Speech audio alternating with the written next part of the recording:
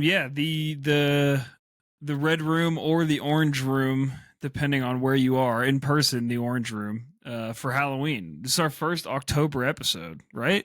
When did the last one come out? Or Uh, no, it was the last one, the first October one, early October. Honestly, I couldn't tell you. I But let's think, just call it this one. yeah. Might as well. I'm Yeah. not. I still have a lot I need to do with my current room. So I'm at a weird angle because I want at least some artwork behind me. You know, like liven it up a little bit in the new studio. I'm finally moved into my new home. More Congratulations. space, you know. So I wanted to have something on the wall, but I don't love like the angle I'm at right now. So that's probably going to change in the future. You know. Toy around with it. We'll see. Yeah. But you still got a lot of blank space, I can see. So you got some work to do there too. Yeah, a ton, a ton. How have things been? It's been a while. Life has been good. I did see Trey in person. So he's alive. He's still with us. He's just not with us right now. Yep.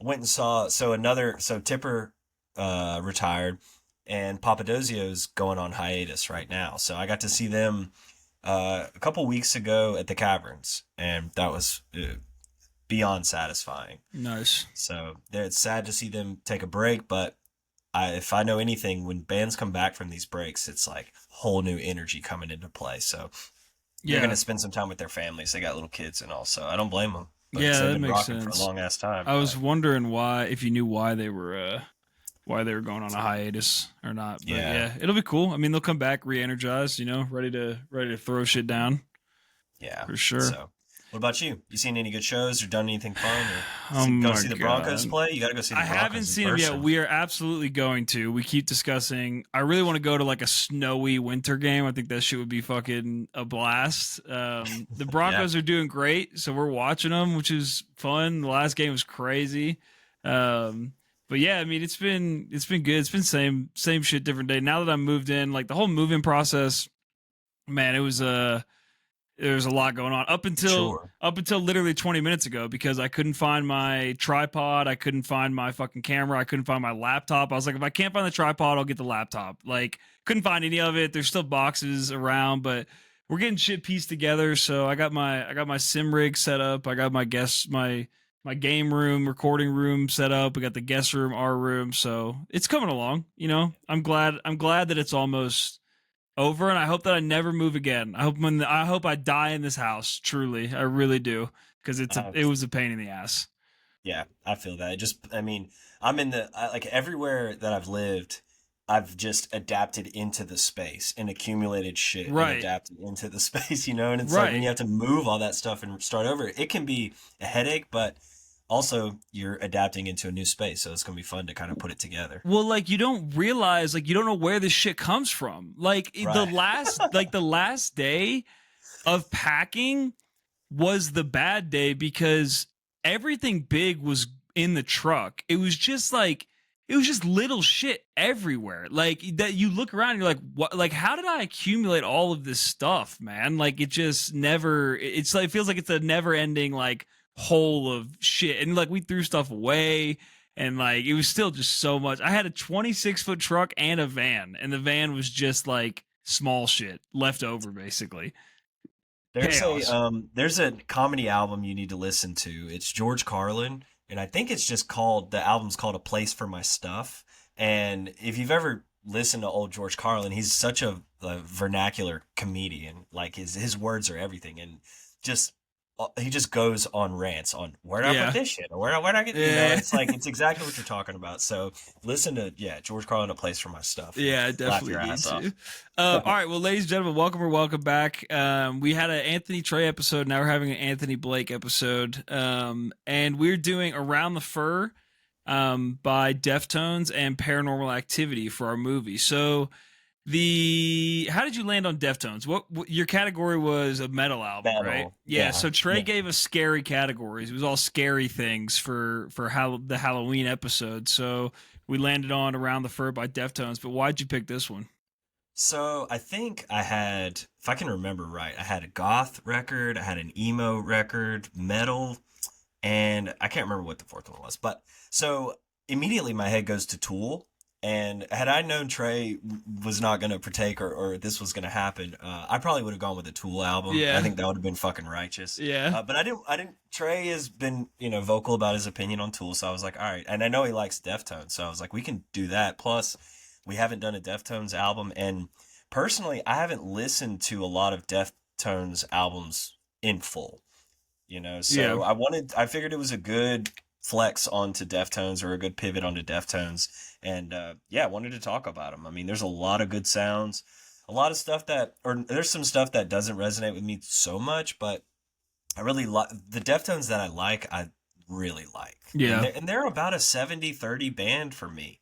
Like I would consider Incubus like 99 or 100 to nothing band where I can really get on board with everything. Yeah. Deftones, I'm slowly trying to figure out if I like the stuff I really don't like, or I'm never gonna like it. But more bad than good. I mean, more good than bad, obviously, in this album. So it's an Yeah. old one too, almost 30 years old, I think. Yeah. 1997, which is Yeah. crazy. Yeah, I've never listened to a full Deftones album. Obviously, I've heard tracks here and there. Obviously, tracks sample the remix that old shows we used to go to and heard them in that context. But I've listened to a handful. Like, let me see, what is their top songs? So, Change is like one of my favorite fucking songs. I love that. Also discovered it through an American Dad episode, believe it or not. Really funny ass scene. I'll have to send to you that they use it in. But yeah, heard a little bit of Deftones' first album I've listened to front to back, and it's weird because so like metal is I guess I never really considered Tool metal. I guess they are. I mean, I love Tool, but I was very lukewarm on the album. Like there were songs that I really liked. There were no songs that I hated. There were songs that like I don't know. I just didn't have really a reaction to them. It was kind of just like more of the same, and it kind of was scattered throughout the album. The songs I like and kind of was dull on. I think it's a good album. It's enjoyable, and when I'm in the mood for that type of music, I think it's perfect for it. Right, but there's a time and a place to it. Thankfully, I listened to a little bit of it at the gym, which was helpful. And then at one point, there's a song I'll get into in a little bit, but I was working on my sim rig in this room, and like so I had tools out, and I was like, this would be perfect music if I was like actually working on a vehicle or my motorcycle. Like that's what I imagine listening to in my garage and working on vehicles. I have a garage now, by the way, which I'm very excited Hell about. yeah. But yeah, so I think there's a time and a place for Deftones for sure. But it was an interesting listen. I'm glad that you picked it. Did you pick this album? Was there a reason for this album in particular? No, I didn't.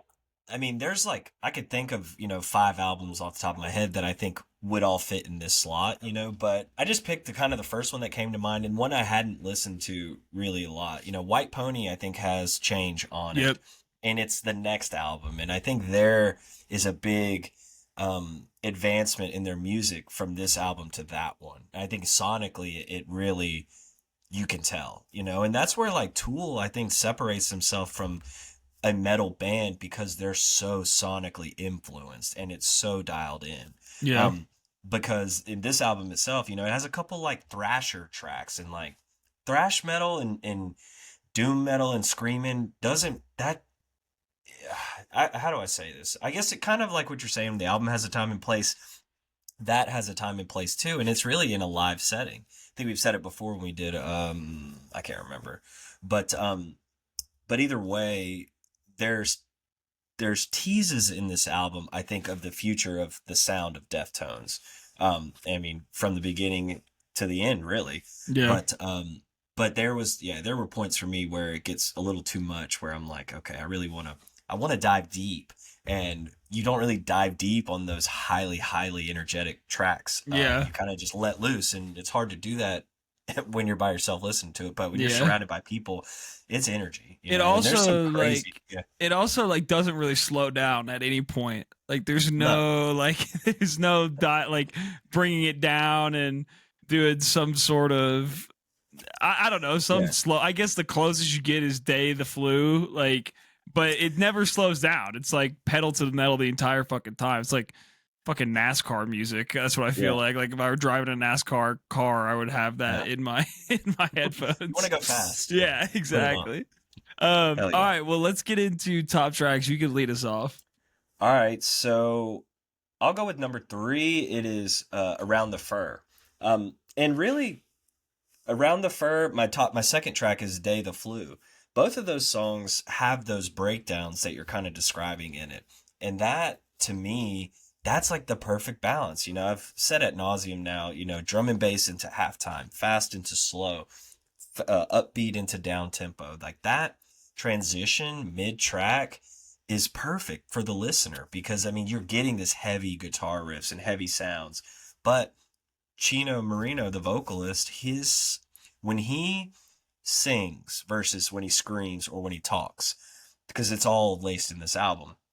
When he sings, it's haunting, especially with heavy guitar riffs in the background. And Mascara is another good example of that too. I don't have it on my top, but the way that his voice complements the heavy downbeats of their songs, I love it. And then you pack in some heavy fast riffs beforehand and then transition into that, and that's my bread and butter. So Around the Fur, I think it's a beautiful song. Day the Flu as well. And number one, I mean, My Own Summer. That song is a fucking banger. And you mentioned we used to hear it live at Bass Nectar shows, and I mean the Yeah. song's fucking great, right? So Yeah. like, I mean, it deserves its spot. But also like, what do you? I mean, I'm sure it's in your top tracks, but like, I'm curious to know because they start the album off with that. Like, everything else to me is like, fuck, I want to go back up into that world too, and it gets there a little bit, but doesn't fully deliver like that track does. But I fucking love it. Yeah, I'll jump into mine. I had My Own Summer on here. I don't really have them in a particular order, but I have My Own Summer because we talk about this so much on this podcast, but like it's the perfect intro track, dude. It is exactly what you want an intro track to be. It sets the tone. It's a great fucking song. So there's different songs in here that highlight different things for me that I'll get into. So the first one is the guitar on My Own Summer. Like the guitar riff throughout is just a heavy guitar riff that is so It's like iconic. yeah, it's iconic as shit. It's so recognizable. Like you instantly think of Deftones if you know anything about them. And I think it just sets you on the perfect mindset of like, hey, this is what this album is going to be with everything in there. But that's the highlight of it. The second song for me, Around the Fur. And you already touched on it. This is a good, I mean, I think drums, guitar, great in this, but his singing in this, singing, screaming, down tempo for a little bit, like it he uses his vocals really well in this song, and it's like the standout part of this song. Whereas My Own Summer, the standout part to me at least, is the guitar riff throughout it. So I really liked Around the Fur. And when you bring the title track into the album, like it needs to be a banger. It has to be good. And they nailed it. So this was the song that I was listening to when I was at the gym. And I was doing leg day, which I hate fucking doing. So it was nice inspiration to keep going. And then my third song is Head Up. And the highlight for me in Head Up is the drum pattern throughout. The drum pattern is hard as fuck. And it's just very like I don't know, it just amps you up, dude. It's so like demanding. The lyrics, now the singing, screaming, scratching stuff that's going on here is a lot. I'll say that. But I just love the drum pattern throughout. I just can't get enough of it. It's so like it's bob your head in like a metal kind of way, which I really loved. So I had to put it Bob or on. bang your Yeah, head. it's a little bit of both, depending on what I'm doing. So I had to put it on there. I really like that song. Hell yeah. Oh yeah. Um, all right, so I'll go into bottom tracks, and they're all kind of in a similar vein. I mentioned these thrash tracks or the screaming tracks. Um, so I have Head Up on there really just for Chino's vocals in that Yeah. track. I had a roommate in college who listened to a lot of death metal, and I asked him, like how do you get past these vocalists? Like how do you like is your brain filtering it out? Are you really trying to understand what they're saying? Yeah. And he told me what he told me was like it's just another instrument. It's just another sound that's happening within this song. I And can he's see like, you that. can choose. He's like, you can choose to listen to that, or you can really zone it out and really listen to the instrumentation behind it. But it's hard for me. It's hard for me to detach from it. And also, if I'm trying to pick apart this album for things that I don't like that much, it's gonna kind of centralize on vocals. So, Head Up, Ricketts is another one, really fast and screamy. It's not my flavor. As is Lotion. Lotion is the track though where he does this thing that not many artists can do, and I like it, which is talk through vocals. He does this thing where he's kind of talking and talking faster, and it's rhythmic, but it doesn't do anything for me. So Lotion, Ricketts, and Head Up are my bottom tracks. Yeah, I feel that. Um, so first off, I'm surprised you didn't put MX on there because I I put did MX on there originally. Oh no, sorry, because one sec. like Go ahead. what the hell is this? I don't. Am I missing something? Like, So here's my theory on MX. So for listeners, it's the last track on the album, and if you listen to it on Spotify, first off, props if you sit through it because it's like 37 minutes. How long is it? 41 yeah, minutes? it's I don't know. 37 minutes and it's So 31 minutes of silence. this is the CD era influencing into Spotify or trickling into Oh, you're Spotify, so right? right. You're so So right. on CDs, I think it's like you could fit, I don't know, 80 minutes or yeah, I think it's 80 minutes on a CD in the 90s, right? So they had time to fill. So and a lot of artists did this. They would put hidden It's tracks like a at the secret very track. end. Yeah, yeah, yeah. Yeah. So there's like a 3-minute secret track at the end of that song, but the first part's not bad. Like I don't dislike the first part of MX. I almost put Yeah. it in my top tracks, but decided not to. But I'm glad you brought that up because it will throw somebody off. And I meant to tell you guys off the pod, you don't have to sit through this thing, but you Okay, didn't, do now you? now no. So like Okay. now that you say that, I've softened a little bit. I'm still keeping it on bottom, but like Okay. I still remember that era of like secret tracks or hidden tracks, like, and they would All do right. that where it was just silence for a really long time. And Yeah. there's There even wasn't. what's really I was funny gonna. is Go ahead. even on Acid Rap by Chance the Rapper. Now the song is split on Spotify, but he had a song, I can't remember which one it is, that goes into a song called Paranoia, and there was on SoundCloud, it was like a 9-minute song because there was a long gap of silence, and then it would go into Paranoia. So that was still a thing up until like 10 years ago, where people were doing that.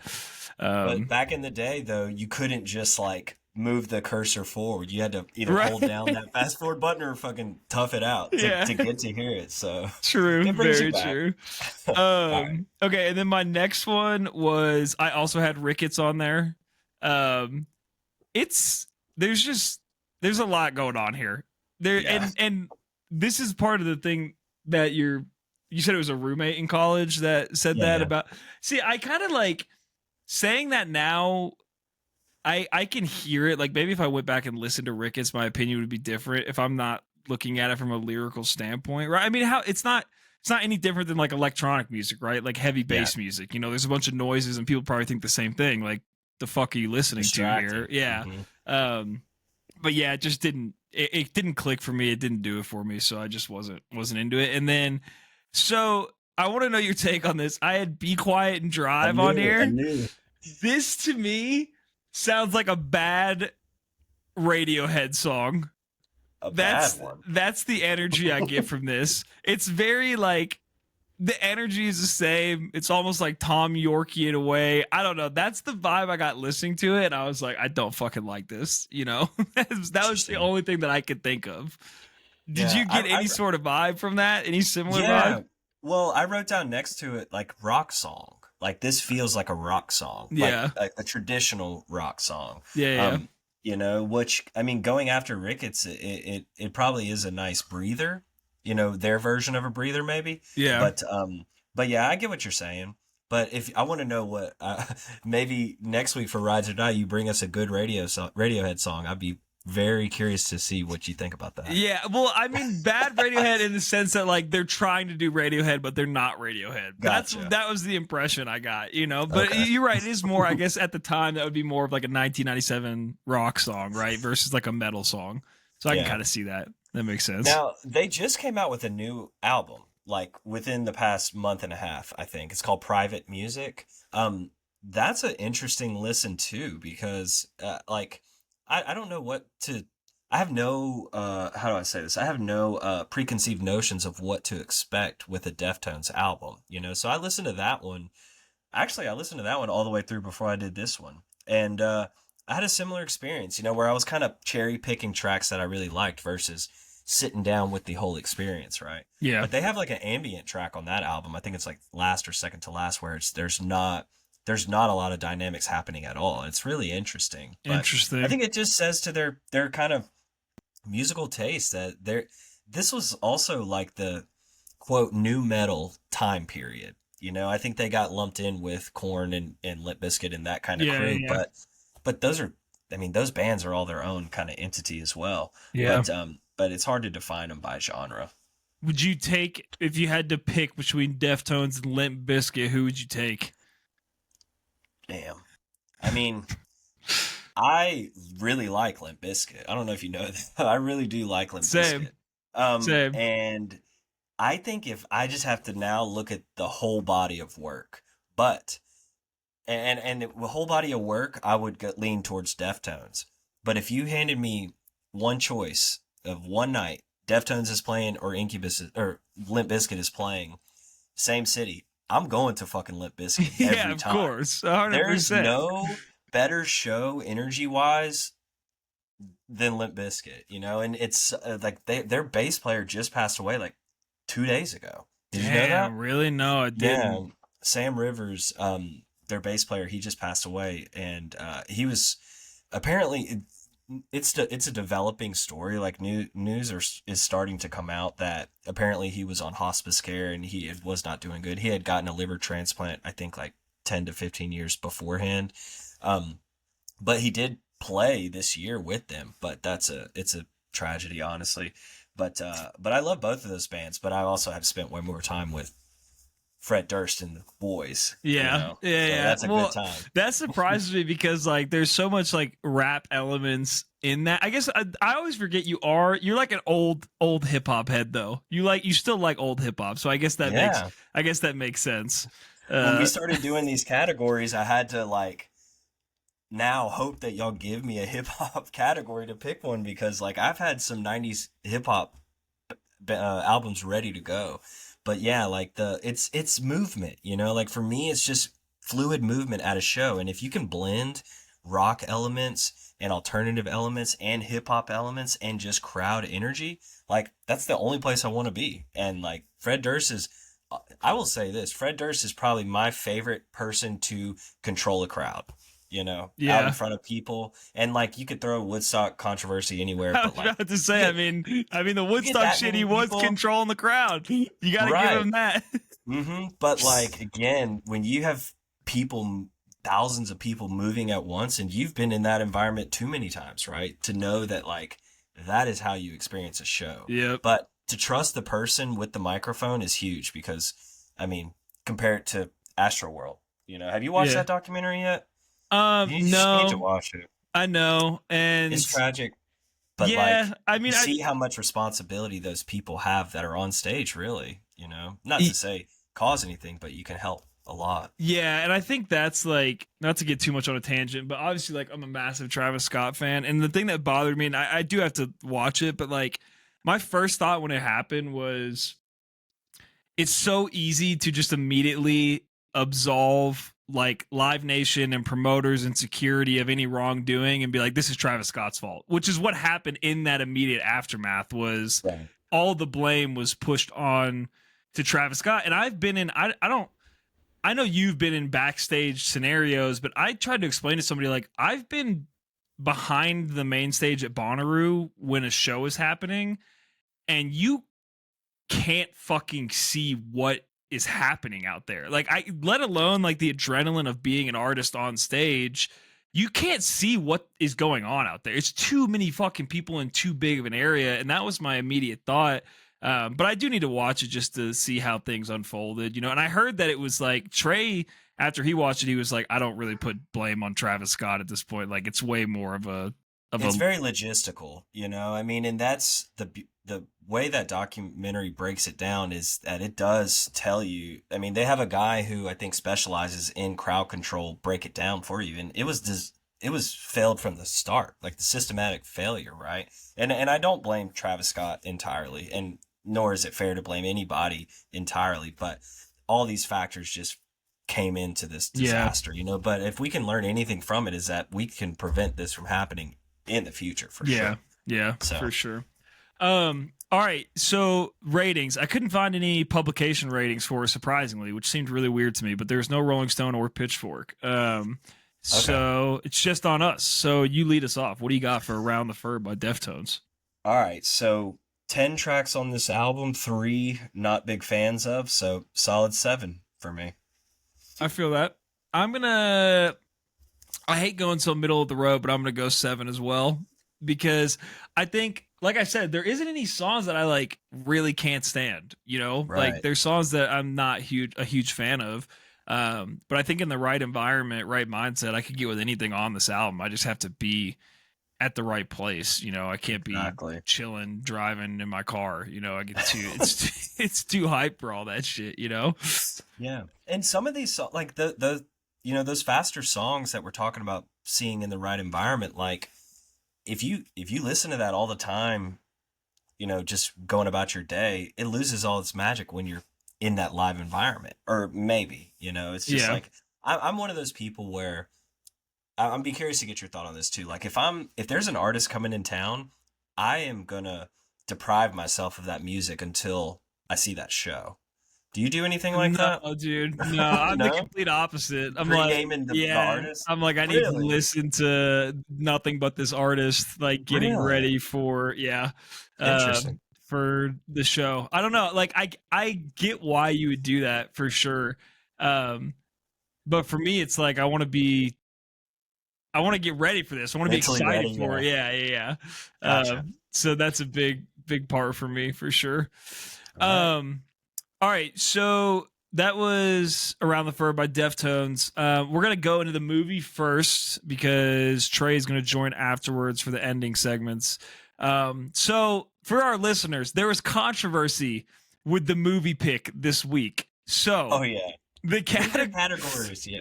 Hang on, what were the? I don't have them on hand for that week. Hang Oh on, shit. It's in the text message. I know So I would have to scroll. So modern okay, I got horror it. I was got it. one. So Okay. there is modern horror, classic horror, children's horror, and comedy horror. Also, do you think The Cabin in the Woods is comedy horror? That was my pick for. I would have accepted that. I would have Okay, that's accepted. what I thought too. Okay, so here's the thing. For classic horror, I chose Paranormal Activity. Now let me give my spiel on why. Now it's not 25 years old. It's almost 20 years old. Okay. But Oh, in classic, my thought process with classic is something that is from the time it released to now gained a sizable following, had a cultural impact with horror movies, which Paranormal Activity absolutely did. It came out when I was young. I went to see it. I must have been, how old was I, 12 or 13 at the time?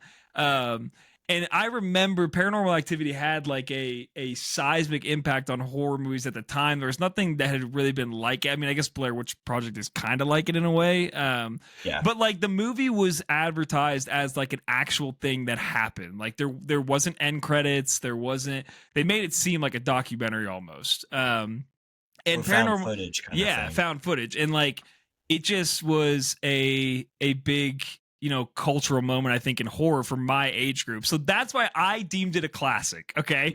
Anthony had a problem with that. Anthony disagreed. Why did you disagree with me, Anthony? I mean, when I think of classic horror, I'm thinking the OGs, the Halloweens, the Freddys, the Jasons, the Chuckies, I would have accepted Scream. You could have said we can do Scream, and I would say, yep, that's a classic, you know. But I would not have in any frame of mind thought of this one. Now, you mentioned Blair Witch, I would have totally said, yeah, that's a classic, right? But Children of the Corn, The Exorcist, The Omen, the original, you can go down that list, and I would say that all of those would be recognized as classic. But we watched it. I watched it. I But saw it in theaters when it came out. here's the thing. We've done like Friday okay, the we've 13th. done Friday the 13th. We did Alien. We didn't we do The Thing? I'm pretty sure I did No, The Thing with no. somebody. Did I Mm-mm. not? No, because that would have been a great one to pick right now. Yeah. Um, and there was another one that we've done too that was like we've done all the Screams, and like that's another classic, right? So like I just felt like we had been down that road and I wanted to mix it up a little bit, And Trey, just so everybody knows, Trey looked it up and AI, which knows everything, Well, told him it is a modern classic. So it does I'm well, standing it's by kind my of half and decision. half, right? It's Because half and half. yeah, But I yeah, would have said now had this would be my last thing because I just like picking and poking at Blake at this point. But like, had modern horror not been a category, Trey picked the categories by the way, but had it not been a category, then I would have just this would have been grandfathered in, right? Because you yeah, could have said, yeah, it's a modern classic, but either yeah. way, I haven't Uh, seen this movie since it came out. I Yeah, don't think. yeah, neither had I. So, and Amanda hadn't seen it in a long time because I turned it on today and we had shit to do. We had to leave the house at noon and I turned it on at like 11 and we like were or maybe it was 10:30. We were supposed to be getting up and getting ready and shit, but we were both like glued to the TV because we couldn't stop watching it. But I will say I think it's a great movie. I think it's very suspenseful. I love the way that it's shot. I love that it's all in one location. I think that's really cool. I think the ending feels so fucking abrupt to me. I don't know if you felt the same way. Like it does progressively get scarier and progressively get weirder and like the scene where they're in the hallway and um the demon breathes on her and you can see her hair move is like such a great scene. I remember in theaters everybody was freaking the fuck out. But yeah, I just feel like the end like just came so abruptly. Did you feel that way about it too? That like it just like Well, the end just happened too quickly? Trey. So I'll say this: so did you remember anything that had happened in this movie, Blake? Like I there are certain things like footsteps, like the picture frame breaking, foot being pulled, exposed from the bed, all that stuff. I remembered those things, so it was like I knew they were gonna happen. I just didn't know when, and then it kind of all came together. So it's like a movie that you see it for the first time, and that's the only time you're gonna see it that way yeah. for me. Yeah. So it wasn't as dramatic as it was when I first saw it. But well, hey now we got another guest up Trey, in you here. Yes, on a you on baby duty? little bit. Sorry. Just wanted It's to show y'all okay. Parks. Why don't Parks, you say why hello to don't the you mute boys. that mic real quick, Trey? Yeah, my bad. Thank you. Hey Parks. So hey Parks, I met Parks this weekend actually. Nice. Yeah, so on the ending, okay, so I found this file online, the movie file, and it's a little bit longer. It was quoted the unrated cut. Yeah. So I was like, fuck, I haven't seen this. Let me watch this. So the movie was exactly the same. But after the ending, there was like 10 minutes left on the, little scrolly thing. So I was like, what else is happening? So I fast forward a little bit and it showed me an alternate ending to this movie, which I think is way crazier than the ending that they show us, right? So the ending that they show us, what happens? She goes she walks out of the room, he runs out there and like, or she fucking throws him at the Yeah. camera, Yeah. right? And then I think she just walks up to the camera Yeah. and it turns off, right? Yeah.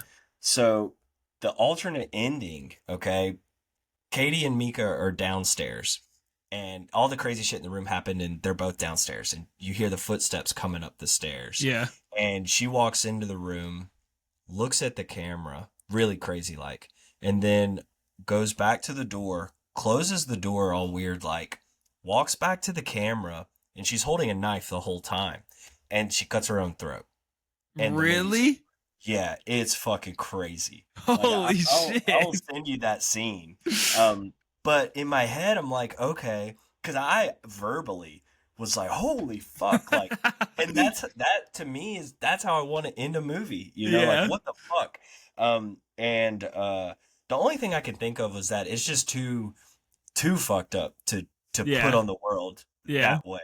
So they tamed it down, I think. But had that scene been the ender, I would call this a classic. If that was the ending, Okay. you would All have right. no response from me. I will say I did remember, like, the one scene I really remember. I knew how it ended, and I remembered her being dragged off the bed. That I did remember, but there's a lot about it that I forgot. Like, I mean, I watched it when I was young, so there's a lot that just didn't stick with me. So yeah, I thought it was. I mean, it was a good ride. It was creepy. I mean, I was creeped out. It's very suspenseful. They do a great job of being suspenseful. Did you notice the scene where she's in bed and he's trying to leave and she's telling him to stay, and then the two voices like merge together and she's like, we should be okay now? It's like her and the demon both talking at the same time. That was cool. I definitely forgot about that too. That shit was creepy as fuck. So I thought that was great. The thing that I think makes these movies so great, especially in a movie theater, is it demands your attention. Yeah. You know, because it's playing with your eyes the entire time. Like, good horror movies you're in a scene, but you're not looking at the characters in the scene. You're looking around the characters to see what's going to fuck them up. Hallway, you know, out behind them. Yeah. Exactly. For sure. But really good stuff. Hell yeah. All right. Well, Trey's here. We are going to do Rides or Dies. Trey's got some threads takes for us, and then we're going to spin the wheel of fate and time. But since you just joined us, Trey, why don't you start us off with your Rides or Dies? Yeah, I'd be happy to. Thanks for having me on half the podcast. Of course. Sorry, I thought my mic was muted earlier. I didn't realize I was, just sitting here with baby babble going on. Anyway, my Rides or Dies is a track from the new Tame Impala album. The track that I picked was Not My World. So this album just came out on Friday. It's a surprise drop. I feel like is becoming pretty much the norm at this point with most big artists that have enough of a following where that's not a huge stretch. Tame Impala, I don't know if we've ever done a Tame Impala album on the pod. Maybe we have done Lonerism or Currents at some point. I don't think we have. I don't think we've done a single one. We should. I like Tame Impala. I don't like hold him as high regard as some people do, but I do enjoy his music a lot, and I really like this song a lot. It's kind of got like a housey vibe. It sounds like summer, like kind of as summer's winding down, maybe like a late August type of situation with like you're sitting on an umbrella with a nice like fruity beverage. It's got a little bit of rum in it. But what did y'all think? That's kind of what all of his music sounds like, to be honest. Yeah, it's kind of the Tame Impala vibe. Yeah, that exact scene that you just said. I enjoyed it. It's a little electro housey something going on here. Definitely upbeat. Definitely sets the vibe right. Sunset vibes. I enjoyed it. I thought it was good. I also like Tame Impala. I love that album. I listened to the Slow Rush a shit ton when it came out. I really like the Slow Rush. Yeah. I like that album a lot. I think he's a great artist. I think musically, what is his actual name? Do you know? It's Kevin Parker. Kevin Parker. Okay. He's really like musically minded, really musically intelligent. So, I liked it a lot. Good pick. Nice. I didn't know he released an album, so that's good. I'm glad you brought this. Now I know. Not a problem. Trey, what are some other, like, name a Tame Impala song you think I might know? Because I don't know. The less I know, the better is like the big hit. Borderline. They have a song with your favorite band, Justice, that I think he actually won a Grammy for. Yeah, it was on the Justice album. That was one of my top songs. Hyperdrama? Yeah, it was something on Hyperdrama. It was on that. It's the big time track. I mean, I think that song probably has like 1 billion views. I actually think that Lonerism's in the Billionaires Club. Either Lonerism or Currences. So, what'd you think of the song, though, Anthony? Not a huge fan. I didn't think you were gonna like it. I wrote "Not My Flavor" next to it. I mean, it's not just the up tempo, house beat. It's just kind of all of it. I don't know. I mean, I would, if we do Tame Impala, that would be really my kind of step into his world, because this is not my world. I didn't mean to do that. It's a dies.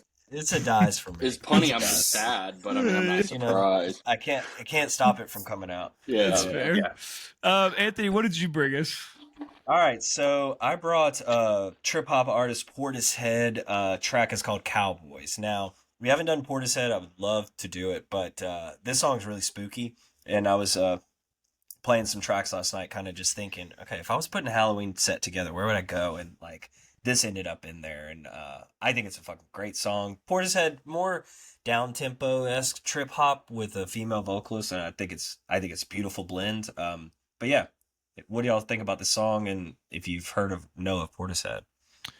Well, it's definitely scary. I'll tell you that much. It made me really uncomfortable, and I really do not like it. So it's a hard dies for me. It's too scary. This is like, I don't even know what this is like. When if you were to like, I think back in like the early 2000s, there was a Bush era torture method of locking people into like storage crates and playing like awful music to like ruin their life on repeat. Like this is a song that they could use for that perfectly. It's jarring and uncomfortable, and if that's the vibe you're going for, it's perfect. It's perfect for Halloween. Not my cup of tea. It's a hard dies. Nothing. You don't get anything smooth out of that track. That just doesn't How could happen you? to you. Oh man, I don't know. I mean, like I can't. I don't know. I have to remix this track and then show you what I'm hearing in here. Yeah. But, yeah. Let me know.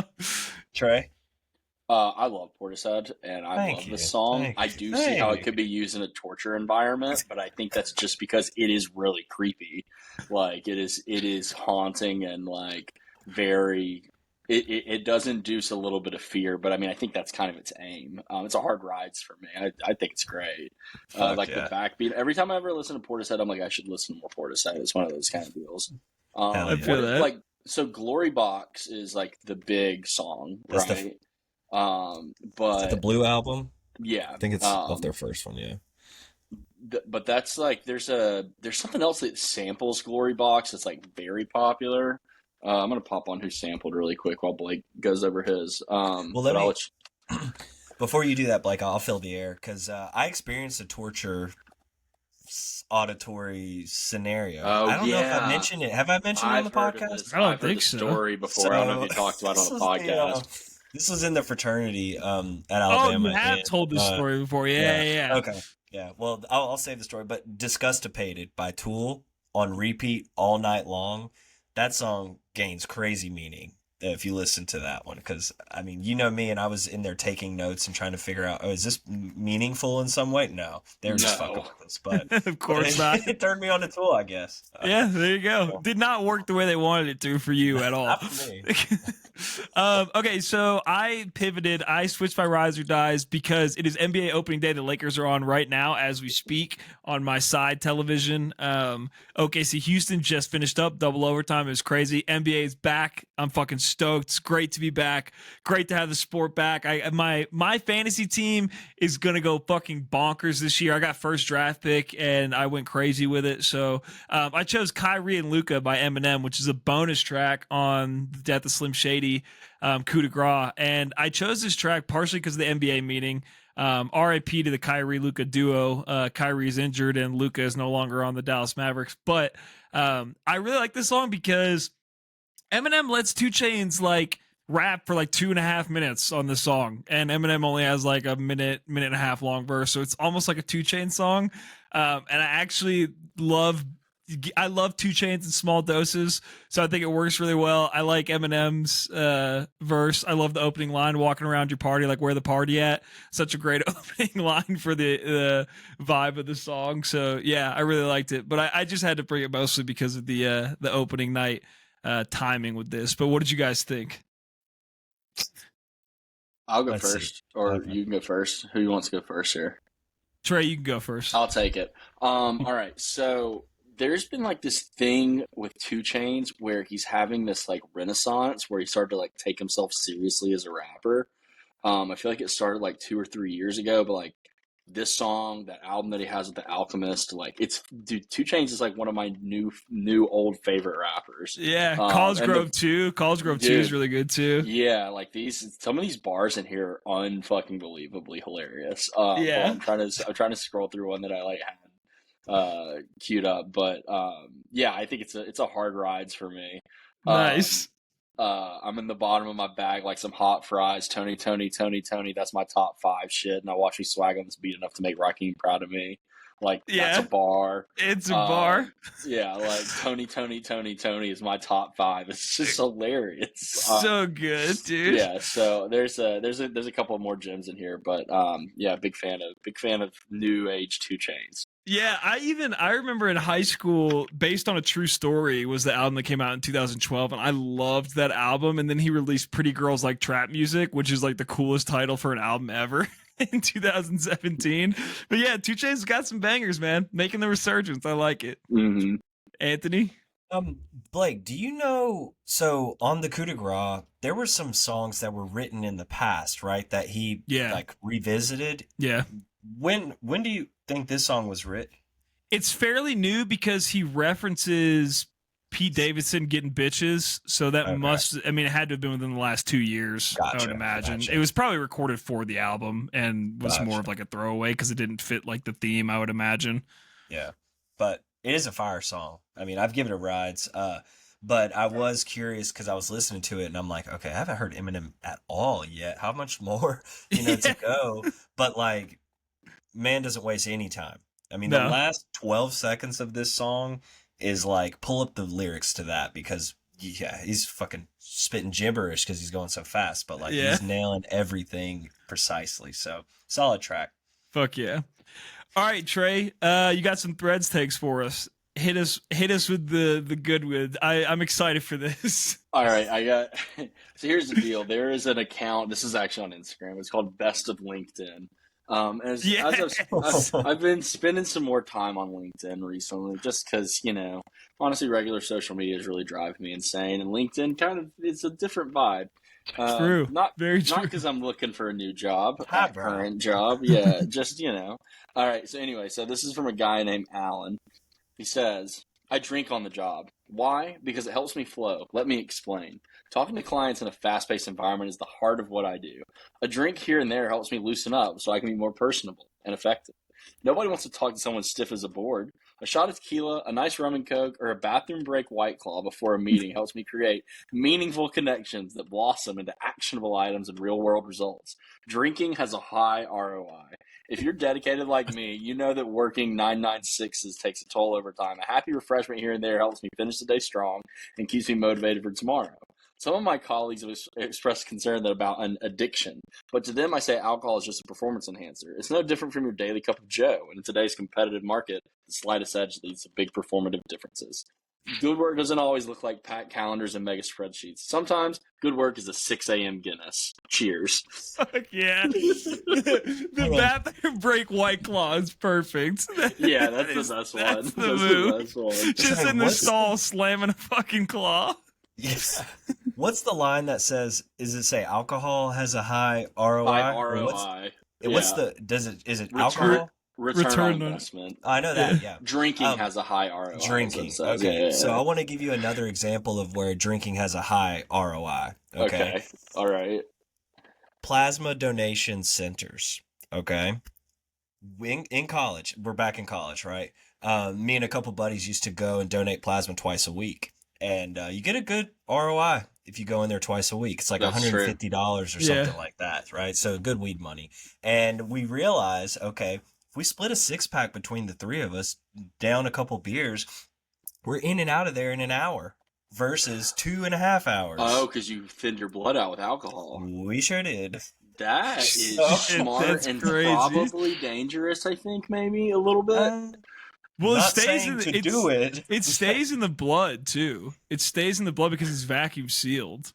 Isn't that crazy? So whoever you send that blood to, they're gonna get a little buzz. So that's a 2 for 1. Yeah, they're gonna test it. And they would test our blood in real time too. Like there's a whole spiel when you go into those places. They give you the 32 questions, which they're hardly even reading, and they test your blood, spin it and stuff. But I will say, donating plasma comes with its own risk. Hence, the last time I was ever in the plasma center, I was getting a return on my blood. I don't think I've told Blake this, so prepare yourself, Blake. Because on the return, my vein right here inflated like a baseball. Yeah, that happened to me too. Yep. Yeah, and then, so what did they do for you? Did they try to give it to you in your other arm? I don't remember, because I stopped doing it after that because it scared me so much. I think they probably switched, yeah. Well, like, so I was like, nurse, come look at this, come look at this. And she's like, oh shit. So when I see a nurse say, oh shit, I go, oh shit, Yeah. what the fuck is happening, right? Right. So she's like, okay, well, we're going to pull this out. We're going to give you your return in your other arm. And they stuck it in my other arm, and the same thing inflated again. So I don't know if they mistuck me or something, Probably. but I think that's but what that was happens. my last day. That's Yeah. what, That was that's my what last that day means. there. Damn, that's gnarly. It might have been had something But it to was good drink while and it just a lasted. couple of beers. Have you seen? Yeah. Have y'all seen this? Yeah, Have you seen the this Shane couple- Gillis SNL of a couple of beers prescription? Yeah. Mm-mm. Oh, it's Anthony, good. Watch that. amazing. Sometimes good. the side effects of a couple of beers are a little drowsiness. In that case, you just need a little bump. So good. So All funny. right, Trey, you got another one? Yeah, I got one more. This is from David. It's once again a best of LinkedIn. I found my girlfriend's Tinder account. Most men would see betrayal. I saw an undeveloped asset. She had 42 matches. I saw 42 potential new clients. I made a first move for her and set up a date with every one of the guys approaching her. This will build her confidence and give me spare time to work on my business. The dating location? My restaurant. The appetizers take an hour to prepare and the parking costs $40. Also, I charge a mandatory 25% service fee. These guys are not happy with the place my girlfriend chose. Each date she goes on generates $150 in high margin revenue for my portfolio. I don't think you understand. Just look at the amount of shareholder value I created. 40 men got a match my girlfriend would otherwise ignored. I rejected two because they're high risk customers. My girlfriend gets to explore her options and building her confidence. I also get to beta test a new customer acquisition funnel for my restaurant. This is the story of how I turned my biggest liability into my most profitable asset. Follow me for more financial advice. I rejected two because they're high risk. That's the best part. What happened to those guys? Why were they high risk? Those guys they were too good. They were like over 6'3", probably. Yeah. I think they were too tall.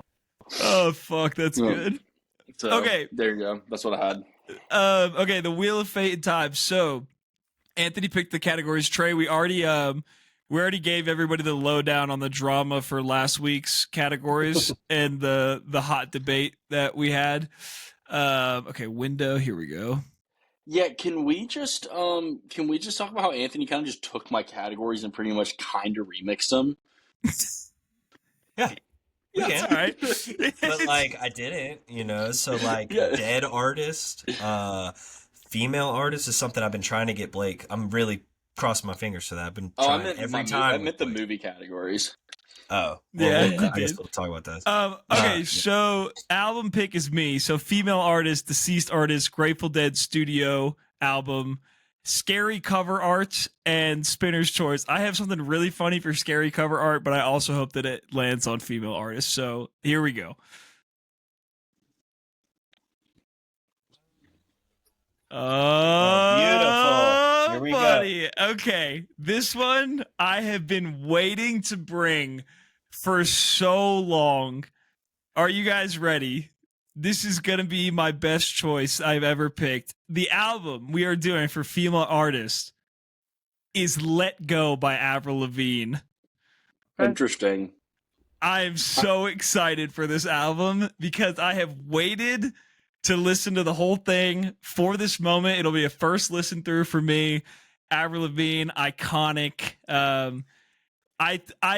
Here's the thing. Badlands Live by Halsey is coming at some point, but this was more important to me. I had to get Avril Lavigne in here. So we got Let Go by Avril Lavigne. Okay, so now we're on to movies. So, oh shit, I gotta do Spinner's Choice on here. So it is Anthony's pick. No, Trey's pick. Yeah. Spinner's Choice. And All we right. got classic horror movie prior to 2000.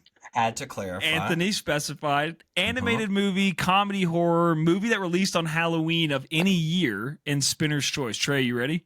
Wait, before we do this, I want to mention a comedy horror movie because I don't know if it will ever make its way to the podcast, but I have to put it on y'all's radar and the listeners' radar.